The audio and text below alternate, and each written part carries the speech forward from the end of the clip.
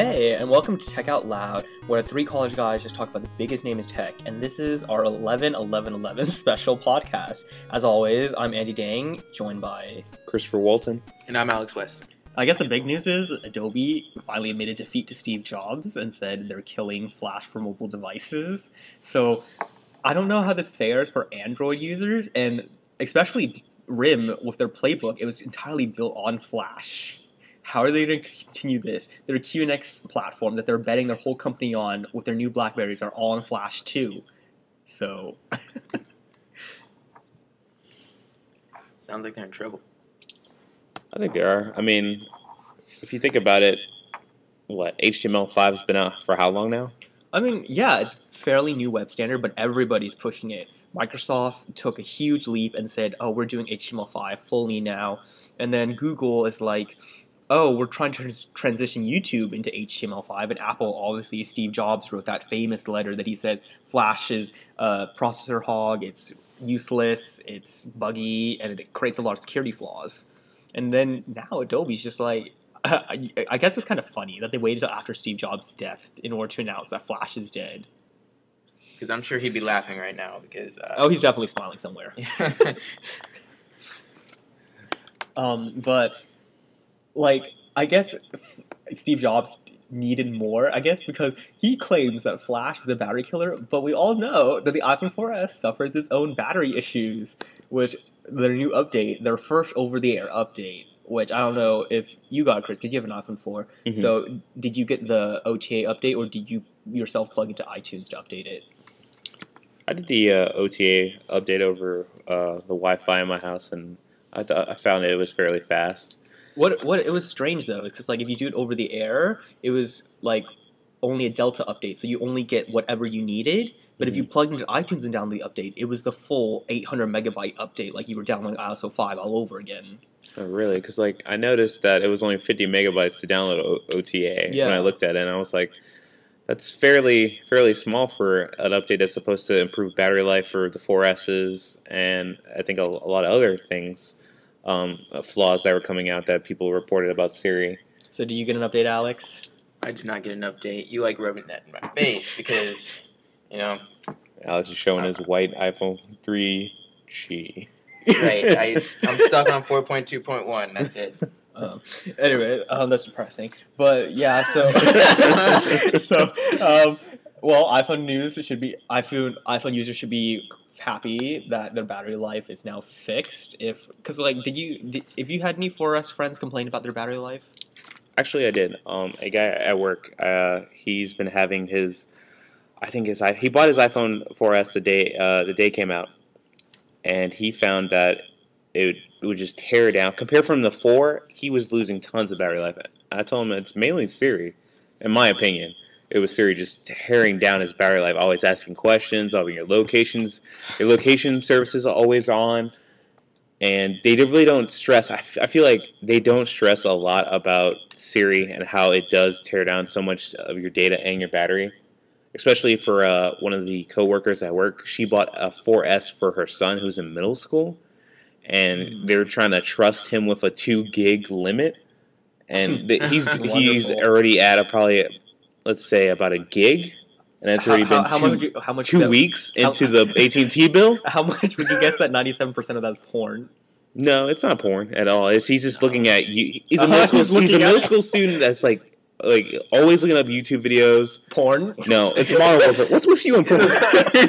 I'm just saying, burning through 2 gigs in such a short amount of time. What were you doing when you were in middle school? Not looking at porn. Yeah, exactly. So there's a fall. He's not looking at porn. I don't know, Chris. These kids' generation, you know. He's looking at Call of Duty, probably looking at the trailer, new movie releases, or he's probably looking at a way how to see if there's a PDF format for this next test that he's got in class. I'm just saying, there's something sketchy about just burning through 2 gigs within 2 weeks. No, it's with a 4S, Andy. You don't think you would be, if you were in middle school, you'd be asking Siri and showing all your friends, hey, look what my phone could do. Can your phone talk to you? No, you can't. My phone can talk to me and can actually open applications, but Siri can't, because Siri can only do system level requests. Beta. It's in beta. They should have never shipped it. Come at me, bro. First of all, I don't even understand why a middle school student has an iPhone 4S to begin with. Oh, trust me, at Benihana, If you want to talk about middle school student, when I had my brick Nokia phone, and then I went to my my Samsung SGA D807 model. It was a slider. I love that phone so much. And I saw a kid when the iPhone 1 came out. The iPhone 1, it was like $500 phone. How does this kid have a $500 phone? And I'm working in 5th grade, and I'm in middle school, and have a Nokia brick. Yeah, I mean, I rocked my Razor until like 2008, and then I jumped ship to like my first smartphone for like a week, and then I'm like, I want my Razor back. I didn't see the need for a smartphone yet. Yeah, so because at that time it wasn't a legitimate smartphone. It was a full feature phone in quotations. Well, it ran Windows Mobile. I mean, but there was a lot of full feature phones that a lot of people push as smartphones. Yeah, that's true. It's like your phone has Yahoo Messenger and gets able to download ringtones. Back then that was a smartphone. Yeah, and my phone, amazingly, the first phone I had a USB port. You could actually transfer your music on it. Unfortunately, the memory on the phone wasn't a lot, so you might be able to put like two songs, yeah, maybe 20, 30-second clips to use as ringtones. That was it. I mean, that also goes back to like when the PSP came out. Their memory cards were SD cards. No, they had their own proprietary Magic Sony cards. True, but then they had a regular SanDisk came out with media disc that they could use. Yeah. 512 megabytes back then was about $60. You look at 512 now, that's like $2. Like not even $2. I was like looking back, and because like a couple weeks ago, it was the 10th anniversary of the original iPod, and people were excited to pay $300 for 4 gigs of music. And now we want to like put 4 gigs underneath our shoes. Like you can get 8 gigs for less than like. Yesterday 100. was 4 gigs. Today it's need to be 4 terabytes. Yeah. Did you use terabyte? I mean, for video production and photography, I definitely burn through terabytes easily. But I definitely know I don't fill up my iPhone with audio at all. It's always videos. I'm always constantly ripping movies and putting it on my iPod. You don't have any music on your phone? I don't have like close to like maybe like I would say my music library is close to 5 gigs. What about you, Alex? Like, what's your iPhone music video app relation compared to your storage? My storage, I actually surprisingly don't have a lot of music on my phone, so I haven't blown through all of my space on here. On my laptop, on my old Sony, I think I had 2 gigs left on a 500 gig hard drive. That's because of video editing.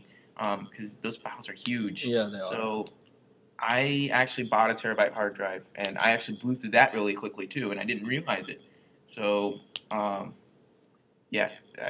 Terabytes are cheap because I did go to Best Buy. Not anymore. Ever since that tsunami hit. Well, no. Yesterday I went to Best Buy. A Seagate 2 terabyte drive external, $100. Mm-hmm. I actually bought a Seagate 1 terabyte portable hard drive. For $109 at Best Buy. No, that's not a bad deal. Yeah, well, like even with the tsunamis hitting their factories, you would think maybe I don't know. Maybe they're still running through stock, but I'm worried that tsunami that hit Thailand, it will definitely because Acer they stated that they only have enough hard drives to last to the end of the month. Mm-hmm. So. Then again, I'm not going to go pick up an Acer. Well, I know, but like for the people who do like heavily invest in Acer computers, which I feel sorry for them, but like they're out of hard drives now. And I don't like hard drives that need to be plugged into an external power source. That's why I still rock my 500 gig portable hard drive, just for the fact I don't need to plug it in except for a USB drive. What about solid state? You know, if you want to talk about the price of a solid state, I wouldn't mind a solid state hard drive. Yeah, totally. If you gave me like $1,000, Chris, I would totally buy myself a 500 gig solid state drive right now. Do you think we're going to see a price reduction in solid state like we did see in external hard drives and SanDisk memory sticks as well? It'll take a huge player in the tech game to fully push it. I think it's going to be Apple who pushes it because they're already pushing solid state on their Airs. Mm-hmm. But when we really do get to that point of ultra mobility and we do need faster computers and we do need thinner computers, we'll definitely push solid state. And it won't be gradual, but the price of a 64 gig solid state is attainable these days. I would love to see like 500 gigs eventually be attainable, but I will guess that in a couple of years it will be attainable. My prediction is like I would say 5 years from now. You think that long? I think 5 years. I think 5 years we'll be able to pick up it only took 1 year between the iPhone and to the 3G to make it affordable for the masses. Because when the iPhone came out, it was like $600 with a new 2-year contract, like the Razr price. And then a year later, Apple's like, you know what? We're gonna cut our price. It's gonna be $299 now. And then 3GS came out. It's gonna be $199. And then from then on, the iPhone sweet spot has been $199, and it's been available to everybody. True, but also solid state, I wouldn't say it's a newer technology, but it is going to be harder to get that out there for people who are in price range all the time. And people always go with the cheaper option. If you're in solid state, it's not the cheaper option. And to get it to the point where it's like Seagate external hard drive, a 2 terabyte external hard drive for $100, to get it to a 2 terabyte solid state drive to $100, it's going to take a lot of time. Yeah, definitely. You're not going to see terabyte solid state anytime soon. No. But I'm happy to see just like even the small stuff like the 64 gigs, they're becoming more cheap to buy. So, but talking about solid state, the Nook tablet, you don't run a solid state, the Nook tablet that Barnes and Noble announced, which is really strange. It's the exact same thing as the Nook Color, except with a dual core processor. Do you know what operating system they're running? Because I know me and Alex we're trying to figure out what the operating system. It's definitely Android Gingerbread. It's definitely 2.3.4. But they did what Amazon did and branched it off. They went without Google's blessing and created their own version of Android to run on it. So it's like a very customized version of Android. You won't even tell it's Android unless you root it and strip it. Okay, so setting the Kindle aside, the Kindle Fire that's coming out. If you had a chance between the Nook Color and the new Nook tablets coming up, would you rather just pick up the Nook Color or the Nook tablet? Yeah, that's a great question because like the Kindle Fire is obviously $200. The Nook tablet is $250, and for the 50 extra bucks on the Nook tablet, you get a slightly faster processor, and I don't know about the processor. I think they're both the same processor, but a slightly like not the same processor. They're same processor, different clock speed. So the Nook tablet's a little faster.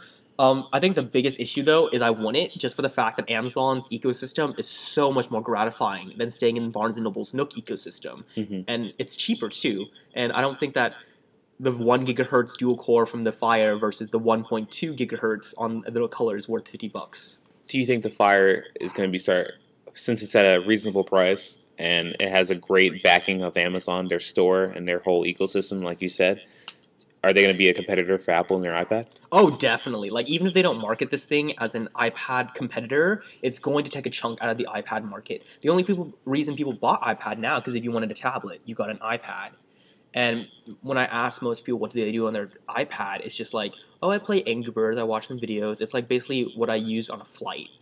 And if they can get that same exact experience, but for like $300 cheaper, people would go jump on this. I know I'm buying one for my dad for Christmas because he really wanted an iPad, but he didn't want it because it was too expensive for what he was going to do with it. So now that this Amazon Fire is out, Kindle Fire is out, it's great. I mean, I would really want to pick up a Kindle Fire. I really want to play with it, just to get a hands-on and see would I use it more than my iPad. Because my iPad is just mail, Netflix, Facebook finally with their new designated Facebook for iPad app. That's about it, and maybe YouTube. And I think Apple might have gotten scared, and that's the reason why in October they released iBooks. So to kind of compete. Yeah, but the iBook store sucks. It does. But Apple has to do something about it. I mean, you also have that designated Kindle app for the iPad that kind of brings the Amazon quality store that you get on, I would say, a Kindle Fire. But I think like Amazon took with the Kindle Fire, they took the same route as what game companies do, where like they sell. Sony didn't do this before, and they got burned for it. Like when the PS3 came out, it was $600. Nobody bought it, right? Yeah. But what Amazon's doing is they're selling this Kindle Fire at a loss, or even breaking even at $200. And they're hoping that because you have this device, that over the long course, you'll buy stuff in the Amazon store that will make up how much they lost. Same thing with like game systems. Like Microsoft and Sony lose money every time they sell an Xbox 360 and a PS3. They're hoping that when you buy games and they get that revenue, that they make it back. But talking about the PS3, I hear that it broke the PS3 and Xbox, a new game came up for it, and you said it broke records. I'm not a huge gamer myself, but yeah, Modern Warfare 3 finally came out. For all of you, Modern Warfare fans from Infinity Ward have been, waiting for this game. I mean, Modern Warfare 3 grossed $400 million on its first day. That's pretty awesome. Did that like I don't know the exact number because I'm not a gamer again, but did that rival Apple's iPhone launches or like? Well, It's you're looking at a different it's a different market. category and a different market. There's a phone that costs $200 and there's a game that costs $60. And the machine that costs $300. Yeah, and the machine that costs $300, but that machine is gradually reducing its price to an entry level market now, competing with the Wii, I believe. Well, yeah, the Wii killed it with its $200 price tag. Even if, like, do you regret buying your Wii? Because we all have Wiis. Right. Do you regret buying your Wii? I know my parents picked up my Wii when it came out. I think that was around middle school. I think 7th grade when it officially came out. God, I don't know how long ago it is. It was in like 2005. It was pretty long ago. It was long ago, and I know I was calling everywhere, and people were looking. I got mine. My parents picked mine up at not Best Buy, Blockbuster. Blockbuster had 5 of them coming in, and I told my dad, I was like, "Hey, Blockbuster's getting the Wii in. You need to go get it." He's like, "I'm on my way." Put on his police lights. Drove as fast as he could. Grabbed me a Wii, and that Christmas, we all played Wii Sports. Red the Steel. only thing that was like worth getting a Wii for bowling in your living room. But you go from PS2, PS1, Xbox, and GameCube to a game where everyone gets off the couch. Yeah, definitely. That was groundbreaking, and we all thought, oh, that could, because you're used to seeing that X, A, B controller layout of a shooter, and to have this weird square-looking remote, people were like, that's not gonna last. And to see that take off on sales, it was pretty interesting. I mean, it really didn't last because if you look at the Wii game titles now, none of them use like the Wii remote how it's intended to use. You only had like Wii Sports and like some like Red Steel at the beginning who actually use your Wii remote, but then now it's just like you use the remote as a controller. It kind of lost the steam of it. Well, it kind of picked up a little bit recently when the Wii Fit came out. I saw a notice But that's from like Nintendo themselves, isn't it? It is, yeah. Yeah, Nintendo always I think it's like every other year they try to push you to use that Wii for more. It's like they know you still have that Wii. What else can we make you buy to add on to your Wii experience? Yeah. To keep using the Wii, not to just have it sit there and collect dust. And for me, I mean, I know I have a closet full of Wii crap. Like tons of Mario Kart steering wheels, the plastic controller covers, nunchucks, the tennis rackets, the Nerf tennis rackets that they used to sell. I mean, that's great and everything, but I mean, when it comes down to it, you're really only breaking that game out for Wii Sports. Right. I mean, I break it out for Mario Party sometimes. I would say Wii Sports, Mario Party, Warrior. Where's the Wario? I think that's the Wario game where it's like the other guy with the mustache. Yeah. Super Smash Bros. Brawl. Yeah, and I kind of lost it. But okay. Yeah. What are you gonna get? Are you gonna get a Wii U? If the price is right, would you get a Wii U? No, because I look at what I do with my Wii now, and that's just collecting dust. I played it all through the first 2 years that it came out because I thought that was awesome, and then it just loses momentum. You want to talk about the controller, Alex? The controller has its own little dedicated screen. Yeah, but like you can't take that screen too far away from the Wii itself. It's true. On the plus side, they did add high definition. It's not enough to make me jump ship. Definitely. It's definitely. But my thing is, I want to talk about Grand Theft Auto. Grand Theft Auto is coming out with their 5th game in the franchise of their GTA series. Like when people, I have to ask, like when people play Grand Theft Auto, do they really play for the storyline? Because when I play Grand Theft Auto, I just like kill hookers and steal their money. I think we all do that. We just all like having that feel of like, I'm going to go rob a bank. I'm going to have all the cops chasing me, and then I'm going to go jump ship somewhere and then fly a plane and steal everything. Just the gratitude of pulling someone out of their car at gunpoint and then taking their Ferrari. It's like you wish you could do that in public, but you can't. And knowing you're not going to get arrested in your life, Yeah, it gives you that bubble. But still, Rockstar, these games have been selling. They're almost competing with Modern Warfare in prices and selling at the selling point, because Rockstar has been putting out these games for a long time, since the PS1. And a lot of people thought when the Xbox came out, Grand Theft Auto 4 was the last one you would ever see until the new systems would come out, because they did do tons of, I would say, downloadable content, additional storylines you could purchase, but it wasn't a fully new-fledged game. So let's talk about that. Like you say that 4 was supposed to be the last one before the next-gen systems, but we don't really know much about the next gen systems, do we? I mean, we have a look at what the next gen systems are from the Wii. Yeah, we have the Wii U, but like that's just playing catch up to the PS3 and the Xbox. And then Microsoft had explicitly stated that their Xbox is gonna last. The 360 will last into 2015 until after Windows 8. Because after Windows 8, they want the Xbox, the PC, and the phone to all run the same operating system. They're just waiting for that opportune moment to do it. I think that makes sense. I think it's only a matter of time for the Xbox to, when it's completely syncs into everything. You have your Windows Phone, your Windows computer, your system, and everything. But then we haven't heard anything from Sony about its next gen costs. I think Sony's going to stay in the dark for a while because it took forever for people to accept that $600 price point. And then when people were not buying the $600 system and going for the Xbox and the Wii, Sony had to drop down to 5, then a 4, then 3. Now they're selling, what, a 60 gig PlayStation Blu-ray down to $250 now, the price with the original Wii came out. Yeah. You just see that huge drop in that loss they had to take. They lose. They lose about $18 per PS3 they sold, and this was like 2 years ago. So they're really banking on the fact that people will buy their games and people will buy their content. I think I'd be pretty pissed. I mean, for someone who bought a PS3 when it first came out, $600, and to watch it now for $250, yeah, and you have to be a little upset. Yeah. Well, I mean, it's kind of like a double-edged sword too, because that's what you get for being an early adopter. But now you can relish in the fact that the new PS3s do not have backwards compatibility with PS2 games. True, but that's the thing too. If a new system comes out from Xbox or Sony, are you going to be the first adopter and wait for all those, for the games to come out? Or are you going to play the waiting game, which you didn't do the first time, and wait for that price to dramatically drop and then pick it up? So, what game systems do you have? I have the Wii, the Xbox, and the PS3. Why did you buy them? Like, was there a specific reason why you bought them?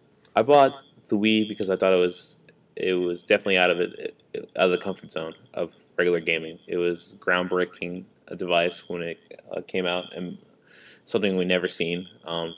Motion controls was definitely different. There was nothing. I don't think there was anything out at this time that was motion control. No, not until Kinect and the PlayStation Move dildo. Yeah, I mean, it took me for a long time to get the PlayStation 2 because my parents bought me PS1 was the first system I ever had. From PS1, I went to PS2, and I took about I think it was the 5th or 6th year. And then when the Xbox. But why do you buy an Xbox 360 then? I bought an Xbox 360 mainly for the fact because it was I love first-person shooters, and I knew that the Wii is more marketed to a family-oriented gaming system, and I wanted something for me where I could be like, oh, I could have something come over and have friends, and play like Rock Band. That's kind of a family-oriented system, but like for the Wii, it's like you have the Wii Sports. Yeah, Wii's very casual gaming, and then PS3 and Xbox is definitely geared towards the hardcore gamers. Yeah. I bought the Xbox mainly for the fact that I just wanted the ability to play online with other people, to have that interaction with other people across the the pond, playing with someone in England on a game system. That's pretty cool, and having a conversation with them on Xbox Live, because you think about having conversations with different people on Xbox Live. That was really cool. That was groundbreaking. No one ever thought, like after when the Xbox One and the PS2 came out, you would be playing with someone in China or in England. That's pretty cool. All from Florida. I think that again, I'm not a huge gamer and I'm not a big online playing, but I really wanted to buy a 3DS because it had Zelda Ocarina of Time 3D on it, and that was my favorite game. I mean, that's more handheld.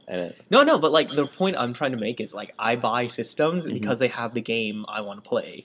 Yeah, that's mainly the selling feature of everything. I love Jak and Daxter. I was a big Jak and Daxter fan. And that's what a big selling point with the PS2 for me was.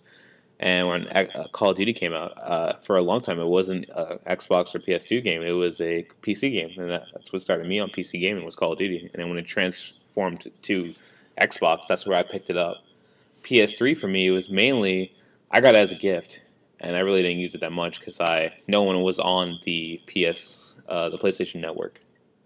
The PlayStation Network was still limited. I mean, it was free and gave everyone access to the same content you would get on Xbox Live. But there was the updates that they would do on PlayStation Network. It took about 2-3 hours, and it would just bog their system down. People were just like, I want to use my PlayStation now. I don't want to wait 2 and 3 hours and do constant updates.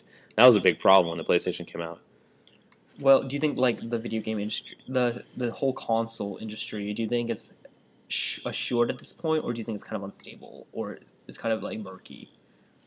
I think we're at the point, in my opinion, maybe in the next, I don't know, maybe next 5, 10 years, I think we're going to start seeing maybe one system.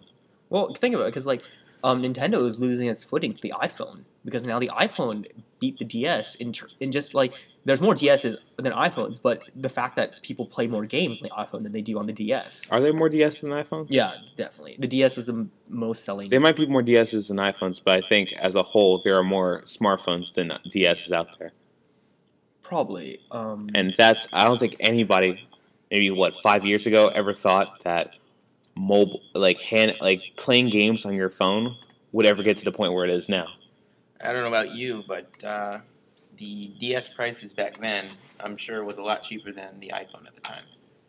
I think it was. I mean, I picked up the PlayStation, the PSP, and that was $250. That was the price of a Wii when it came out, and that was the coolest thing that came out.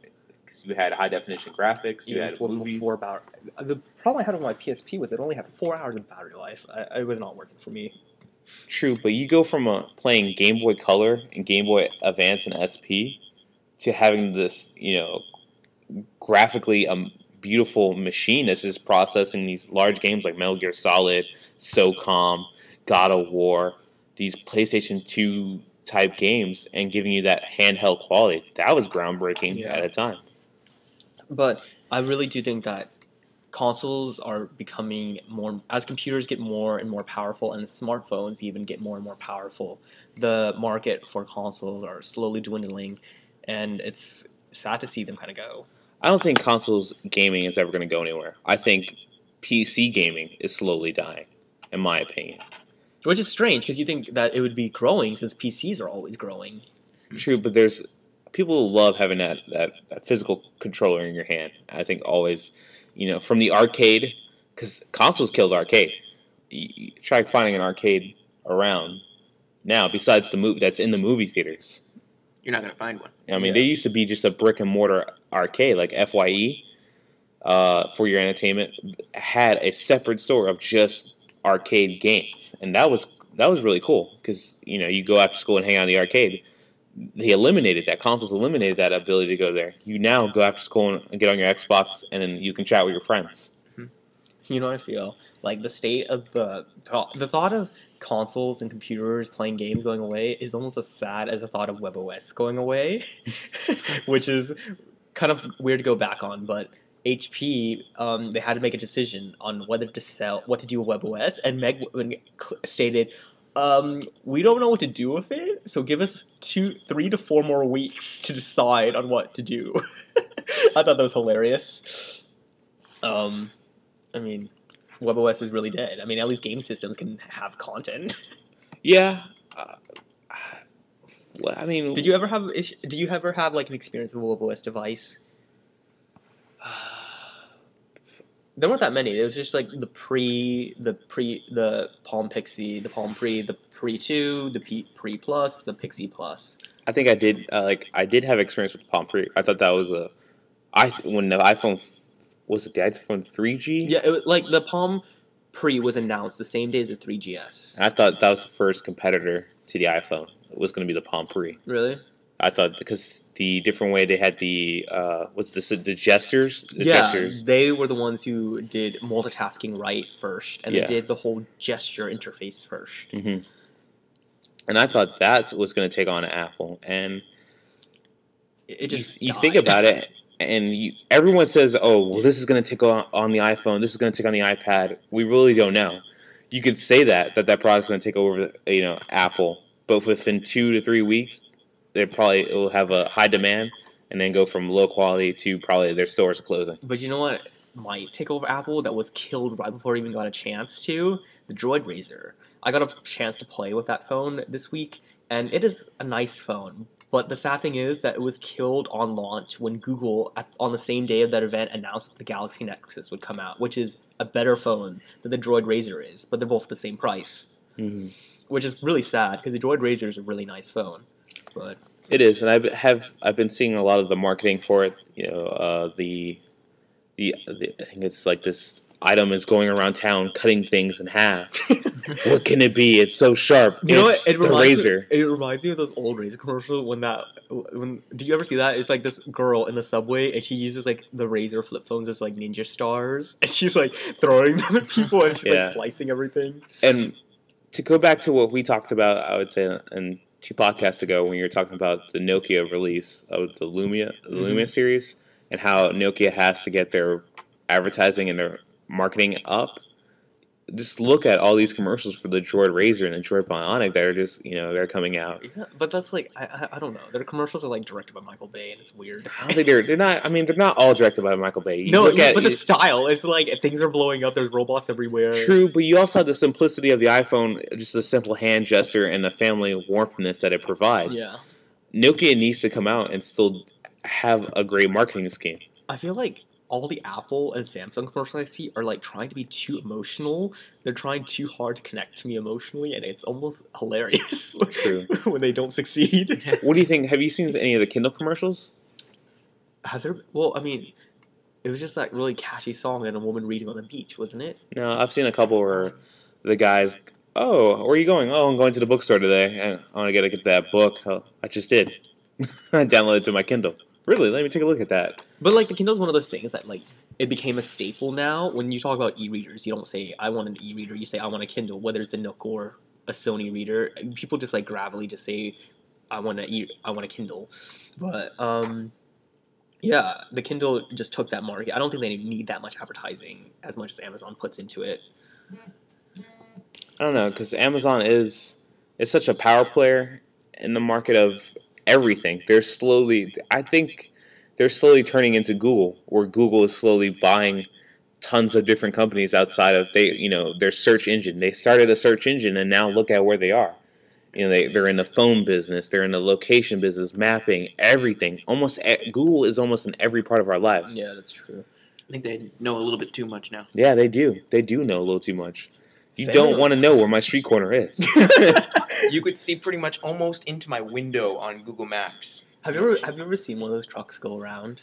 Yes. Yeah. We were actually. Yesterday on campus, I saw a guy with a tricycle, a Google tricycle, and he was doing Street View cameras. Really? So did you pass it?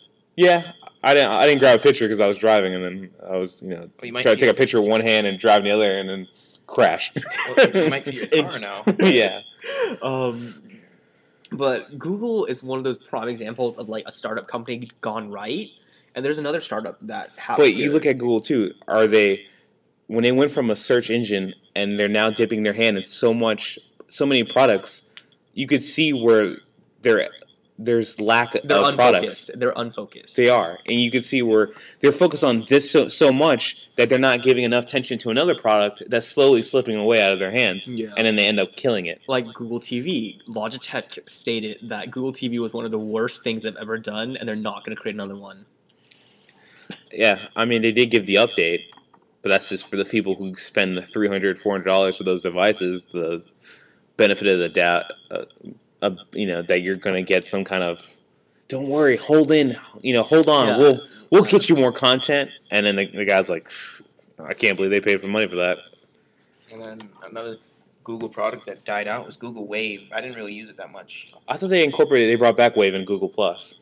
They did. They killed Buzz too. They killed Buzz, and in fact, it still says on my Gmail account, Google Buzz is going away. Click here to learn more. So, is it really gone now, or?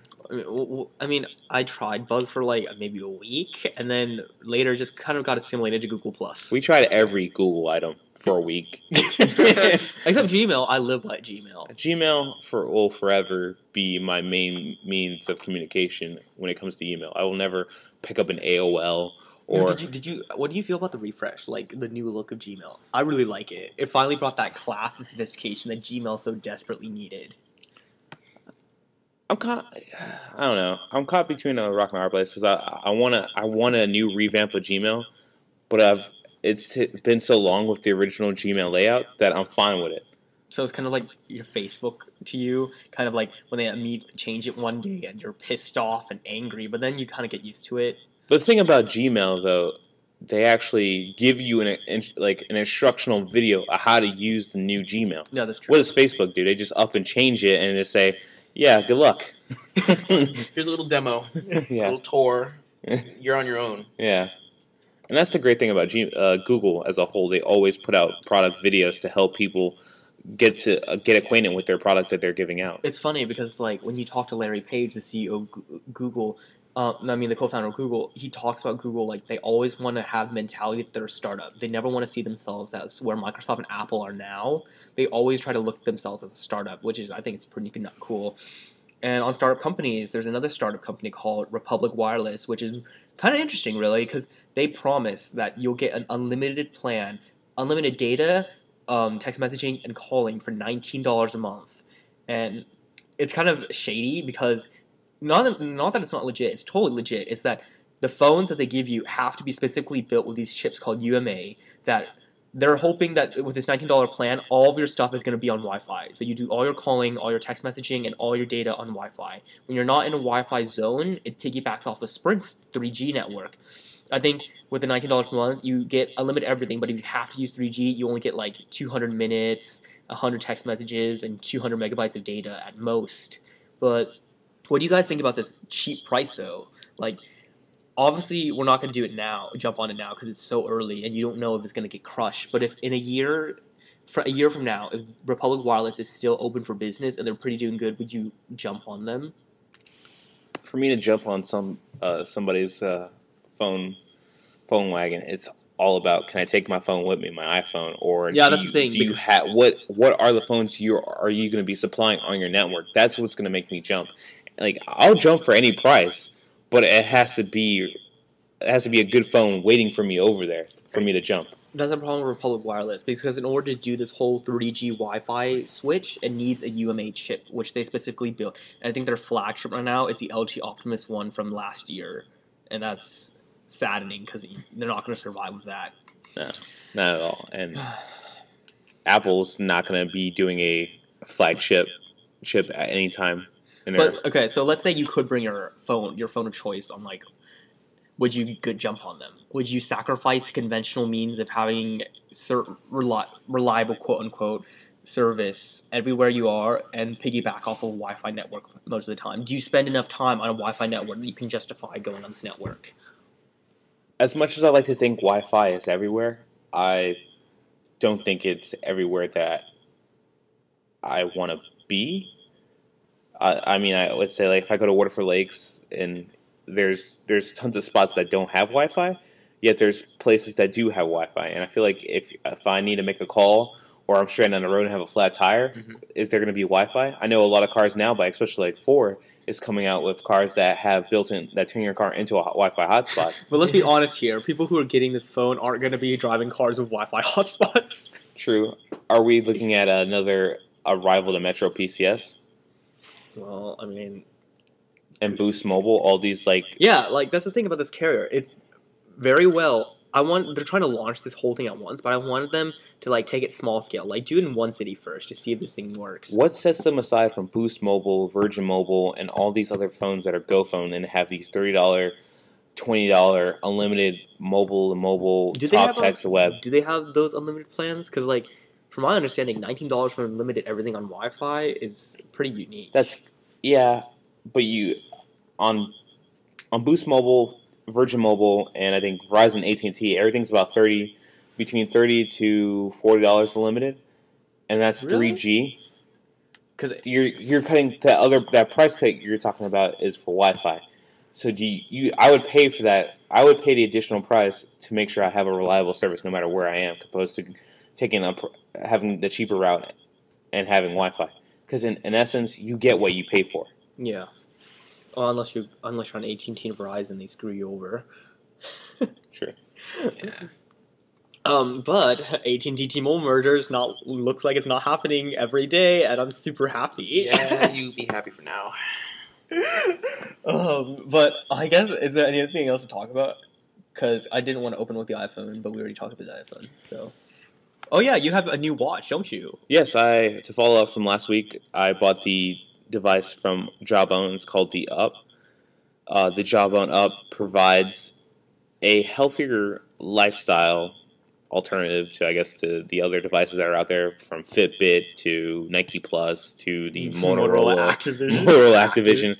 And for only $100, a device that monitors your sleep habits from to be able to tell you if you're in deep sleep from barely moving to light sleep from tossing and turning to constantly moving to awake, to track your whereabouts of where you're going from GPS. You can set it like it has like a Nike GPS kind of like feel where you can track your run, what your route, your calories, where you're walking to, where you're active at. It also sets, it's just a wristband that also can set a reminder to tell you to keep moving, to get up and stretch. Don't just sit at your desk and look at the computer all the day or just play games. Make sure you're always active and on the move and set reminders. And I think for $100, this is a really cool device, and people should, pick it up. The worst thing is you don't like it, you only spend $100 compared to, the Motorola Active was like $300 for 16 gig. Motorola Active, $300. You have the Nike GPS app, but you still need, you need that Bluetooth accessory, don't you? The Nike Plus. No, I think the Nike GPS app, all you need is the iPhone. It's a $3 app. I mean, that's good. It's a good alternative from this. But for something, a device that does a little bit more, for monitors your food, your sleep, and your activities, this is a really good device for $100. And I recommend it. You were kind of quiet this podcast, Alex. Anything you want to talk about? Not really. You guys pretty much covered it. I being not owning any consoles or having an iPhone 3G, you guys are more into the game than this week than I am. I'd say at least you have an updated computer. I do. Actually, I do not. Apple released their late 2011 MacBook Pros, and I have an early 2011 MacBook Pro that I bought. So you're stuck on the last gen i7s. I am, but you know what? This will last me a few years. Yeah, I mean, what 6 months, 8 months difference? Yeah, I mean the difference. That's not that bad compared to like maybe 5-6 year difference. No, this is a 2 gig processor. The one they released is a 2.2 for the. Yeah, but it's more efficient. So you get almost 2 hours extra battery life with a 50% increase in performance. I'm happy with my 7 hours just on regular surfing. Oh yeah, you would be. Just kidding. It might not be 7 hours 4 years from now, but no. Yeah, and you can't get that battery replaced because of the unibody. No, actually, just unscrew it. The bottom. With the weird star-tipped screw. I'll get it open. Okay, I guess when we start rambling is when we need to stop talking. So I guess with that, as always, if you want to reach us, one day I'll get our handles right. But if you want to reach us, we're at Tech Out Loud on Twitter. Mm-hmm. It's facebook.com/TechOutLoud on our Facebook. All our podcasts are archived on TOL Podcast on YouTube. And if you want to get in touch with us, we all have our individual Twitters. I am at Andangit, ANDDANGIT. Chris, you are? I'm at Chris Walton, at twitter.com/Chris Walton, capital C, capital W. And I'm twitter.com/Alex Weston, 0 instead of O. 0 instead of O.